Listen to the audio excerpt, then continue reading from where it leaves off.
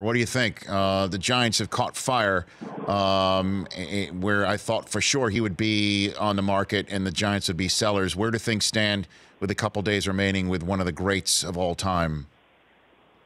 Yeah, I think a lot of people, myself included, agreed with you. I mean, as of a month ago, the Giants were dead in the water. Then they decided to become the best team in baseball, and they've been that over the last month. At the same time, Rich, the Giants are 26-10 in one-run games. It's ridiculous, and it's probably not particularly sustainable, even though they do have a really good bullpen.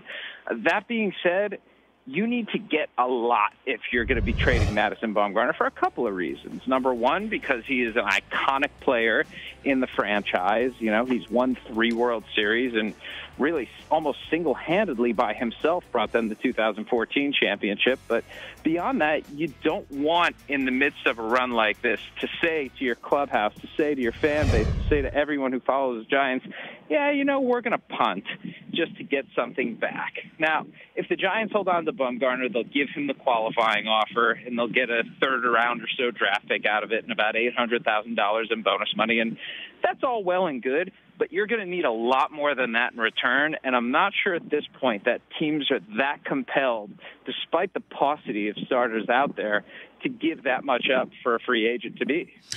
Well, I mean, unless you have an opportunity to win it right now. And, you know, if you're the Yankees, if you're Brian Cashman, you look around and you got a team that can hit like crazy if they can stay healthy. Yep. But in the long run, you know you're going to have to pay Judge. You know you're going to have to pay Gleyber Torres. You know you're going to have to pay Gary Sanchez. You know that you did the right move by not going for Machado, waiting to see if Didi Gregorius could be healthy, and he's been just terrific. You know you're going to pay him.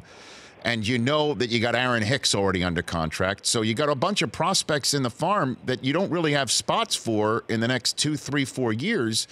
But you know that you got an ace who's hurt. You know you got a 39-year-old playoff warhorse who's on the injured list. And you know you got a pitcher in Tanaka who had a performance on Thursday night in Fenway like it was the 1999 Home Run Derby all over again. So why don't you make this move if you're Cashman right now? Rest right now and go for it. Yeah, I think that's a perfectly reasonable stance to take and something that the Yankees are mulling over at this point. And you have 2 guys in Clint Frazier and Miguel Andujar who, if not entirely proven big league players, you know, they've both got big-time flaws on the defensive side, but they both can really hit.